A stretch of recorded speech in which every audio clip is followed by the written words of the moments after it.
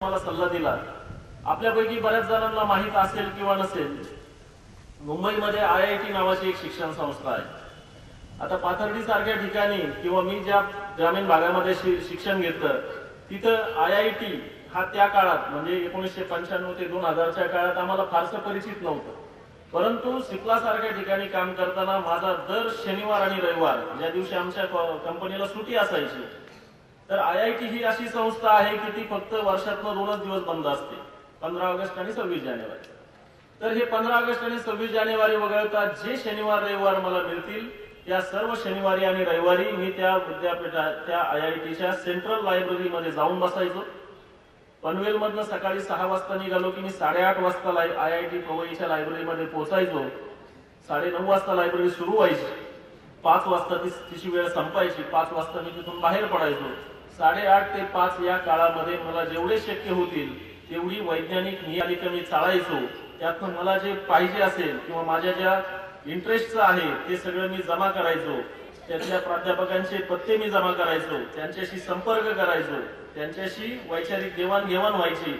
आणि त्याच्यानंतर मग असं 1.5 वर्ष चालल्यानंतर साधारण एका प्राध्यापकानं मला PhD ची ऑफर दिली आणि मग मी परदेशामध्ये गेलो। आयुष्यात मी पहिल्यांदाच विमानामध्ये बसलो आणि विमानात बसून मी पहिल्यांदाच देशाबाहेर गेलो। मिलानच्या विमानतळावर उतरलो आणि त्या ठिकाणी एका विमानतळाच्या कोपऱ्यामध्ये एक महिला स्वतःशीच बोलत असून हातवारे करत होती। मला आश्चर्य वाटलं की चांगले नीटनेटके कपडे घातलेली बाई एका आंतरराष्ट्रीय विमानतळावर असलेली ती महिला, आणि ती महिला अशी स्वतःशीच बोलत हातवारे का एका कोपऱ्यामध्ये करते। साधारणपणे आपल्याकडे असं जर कोणी प्रकार केला असता तर म्हटलं असतं की वेडा माणूस आहे। परंतु 2002 साली मी जेव्हा तो प्रकार पाहिला, एक साधारण 10-15 मिनिटं मी ते प्रकार बघत होतो। नंतर ती बाई माझ्या शेजारी येऊन बसली लाऊंज मध्ये आणि तिने एक इंग्रजी नियतकालिक काढला आणि तिने वाचायला सुरुवात केली। तर मी तिला विचारलं मग थोड्या वेळाने की मॅडम, म्हटलं तुम्ही असं तिकडे कोपऱ्यामध्ये जाऊन एकटेच का बडबडत होता? आणि मग त्यांनी सांगितलं की मी ब्लूटूथवर मोबाईलवर मी माझ्या सहकाऱ्यांशी संवाद साधत होतो। म्हणजे जेव्हा भारतामध्ये मोबाईल हा अत्यंत कमी लोकांपर्यंत पोहोचलेला होता, 16 रुपये पर मिनिट इतका कॉल रेट होता, त्या काळामध्ये परदेशातली लोक जिथं जायला विमानानं फक्त 8 तास लागतात अशा ठिकाणची लोक 2002 साली ब्लूटूथ आणि मोबाईल सारखी टेक्नॉलॉजी वापरत होते। म्हणजे आपण किती मागासलेलो आहोत हे मला त्यावेळेस पहिल्यांदा जाणवलं। भारतानं प्रचंड प्रगती केलेली आहे, भारत महासत्ता बनणार आहे, भारत हा फार शक्तिशाली देश आहे असं म्हणणं वेगळं, परंतु जेव्हा प्रत्यक्षामध्ये आपण कंपेअर करतो दोन गोष्टींना, भारताला आणि परदेशाला, तेव्हा एक गोष्ट प्रकर्षाने जाणवते की आपण तंत्रज्ञानामध्ये परदेशापासून फार दूर आहोत, फार मागासलेले आहोत, फार प्रचंड आपल्यामध्ये दरी आहे। या दरीची 2 उदाहरणं आपल्या समोर आहेत। पहिली गोष्ट होती परम कम्प्युटर। जेव्हा भारत देशाला संगणकामधली प्रणाली हवी होती तेव्हा परदेशानं आपल्याला ती देण्याचं नाकारलं। दुसरी गोष्ट होती क्रायोजेनिक इंजिन, ज्याद्वारे आपण आज सर्वजण डॉक्टर APJ अब्दुल कलाम यांचं नाव आपण त्यांना ओळखतो। परंतु जेव्हा भारताकडे हे क्रायोजेनिक इंजिन टेक्नॉलॉजी नव्हती त्यावेळेस भारतीय शास्त्रज्ञांनी अथक परिश्रम करून, जेव्हा पाश्चात्यांनी आपल्याला ही टेक्नॉलॉजी देण्याचं नाकारलं तेव्हा अथक परिश्रमाद्वारे आपल्या शास्त्रज्ञांनी डॉक्टर विजय भटकर असतील, डॉक्टर APJ अब्दुल कलाम असतील, डॉक्टर सतीश धवन असतील यांच्यासारख्या शास्त्रज्ञांनी आपल्याला परम कम्प्युटर आणि क्रायोजेनिक इंजिन हे तंत्रज्ञान देशांतर्गत तंत्रज्ञान वापरून निर्माण करून दिलं। म्हणजे आपल्याला छोट्या छोट्या गोष्टीसाठी, साध्या गोष्टीसाठी सुद्धा परदेशातल्या तंत्रज्ञानावर अवलंबून राहावं लागतंय।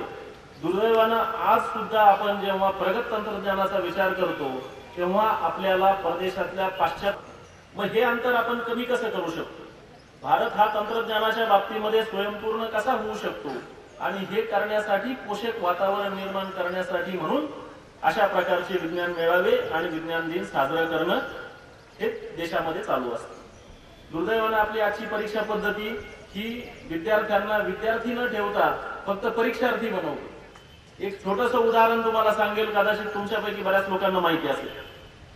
आपल्या परीक्षा पद्धतीमध्ये काय होतं, ऑब्जेक्टिव्ह क्वेश्चन्स असतात आणि त्या ऑब्जेक्टिव्ह क्वेश्चन पैकी म्हणजे वस्तुनिष्ठ प्रश्नांपैकी ठराविक प्रश्नांची उत्तरं लिहिली की तो विद्यार्थी पास होतो।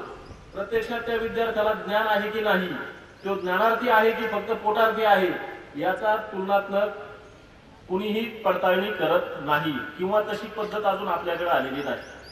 ती काय पद्धत आहे हे मी तुम्हाला पुढच्या उदाहरणात सांगणार. समजा एक प्रश्नाचं उत्तर आहे, एक प्रश्न आहे की चहा कसा बनवावा. चहा कसा बनवावा, चहाची पावडर, साखर, दूध, पाणी आणि या सगळ्या मिश्रणाला उष्णता दिल्यानंतर चहा तयार होतो, असं जर त्याचं उत्तर असेल, म्हणजे प्रश्नाच्या उत्तरामध्ये 5 घटक लिहिलेले पाहिजेत, असे 5 घटक जर लिहिलेले असतील तर त्याला 5 मार्क द्या, अशी आजची आमची प्रश्नपत्रिका परीक्षा पद्धती सांगते.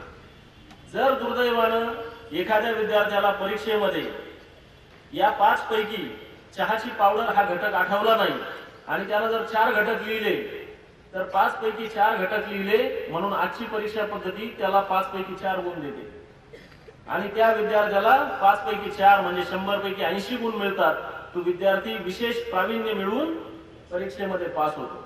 परंतु दुर्दैवानं त्या विद्यार्थ्याला जेव्हा चहा बनवायला सांगितला जातो तेव्हा चहाची पावडर त्या चहामध्ये नसल्यामुळं त्याला चहा काय प्रत्यक्ष आयुष्यामध्ये बनवता येत नाही. आणि म्हणून विद्यार्थी हा ज्ञानार्थी आहे की फक्त मार्क मिळवण्यासाठी तो परीक्षा देतोय याची पडताळणी करण्याची गरज आणि तशी मानसिकता बनवण्याची गरज आज ही जबाबदारी सगळ्या शिक्षकांवर आणि पालकांवर आहे. यश सगळ्यांनाच मिळवायचं, परंतु यश हे एक डेस्टिनेशन नसतं, तर यश हा एक प्रवास असतो आणि तो सर्वांनी सोबत करायचा असतो. शिक्षकांनी, विद्यार्थ्यांनी आणि पालकांनी या सर्वांनी मिळून हा प्रवास करायचा असतो. सुदैवानं परदेशातली परीक्षा पद्धती किंवा शिक्षण पद्धती मला पाहायचा जवळून अनुभव आला. मी जेव्हा पीएचडीच्या पहिल्या वर्षाला स्पेनमध्ये गेलो तेव्हा मी असं पाहिलं की फर्स्ट इयर बीएससी चे विद्यार्थी एनएमआर नावाचं इन्स्ट्रुमेंट ऑपरेट करत होते.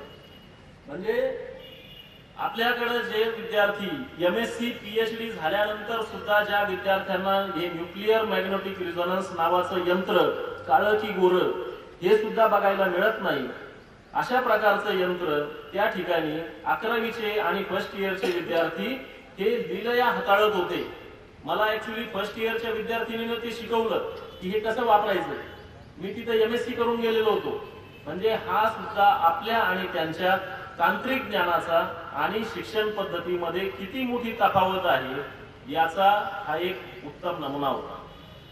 आणि असे अनेक नमुने मला नंतर पाहायला मिळाले की आपण तंत्रज्ञानाच्या दृष्टीनं आणि प्रात्यक्षिकांच्या दृष्टीनं किती मागासलेले आहोत किंवा आपल्यामध्ये आणि त्यांच्यामध्ये किती दरी आहे याची उदाहरणं देणारी अनेक घटना त्या ठिकाणी मला जाणवली. त्या ठिकाणी सर्वात महत्वाची गोष्ट जाणवली ती म्हणजे स्वावलंबन.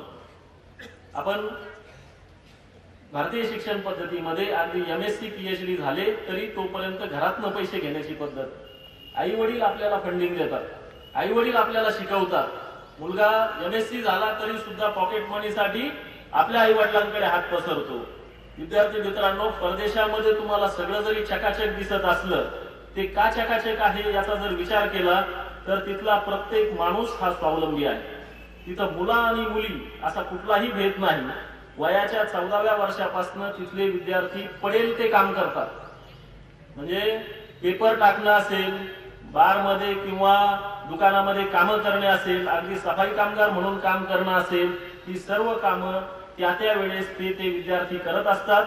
त्यातून ते अर्थार्जन करत असतात आणि त्यातून ते आपला उदरनिर्वाह आणि शिक्षणाचा खर्च याच्यामध्ये स्वतःचा कॉन्ट्रीब्युशन देत असतात. माझ्या बरोबर जे विद्यार्थी शिक्षण घेत होते, मला सुदैवानं फेलोशिप होती स्पॅनिश गव्हर्नमेंटची, परंतु तिथले जे काही विद्यार्थी होते त्यांना पुरेशी फेलोशिप नव्हती. मग हे विद्यार्थी काय काम करायचे, दिवसभर लॅबोरेटरीमध्ये काम केल्यानंतर संध्याकाळी एखाद्या सुपरमार्केटमध्ये संध्याकाळच्या वेळेला ते सुपरमार्केट साफ करणं आणि त्या ठिकाणी सामानाची पुन्हा एकदा मांडणी करणं, त्याला नाईट फिलर्स असा त्या जॉबचं नाव आहे. ते नाईट फिलर्स म्हणून काम करायचे. आपल्याकडचे किती विद्यार्थी अशा प्रकारे स्वावलंबी आहेत. प्रत्येक वेळेस आपण आपल्या पालकांनाच पैशाची मागणी करतो आणि एखादी गोष्ट पालकांनी आपल्याला दिली नाही की आपण पालकावर रागावतो आणि पालकांचं आपल्यावर प्रेम नाही असं जाहीर करतो. परंतु आपली ही मानसिकता आपल्याला थोडीशी बदलावी लागेल.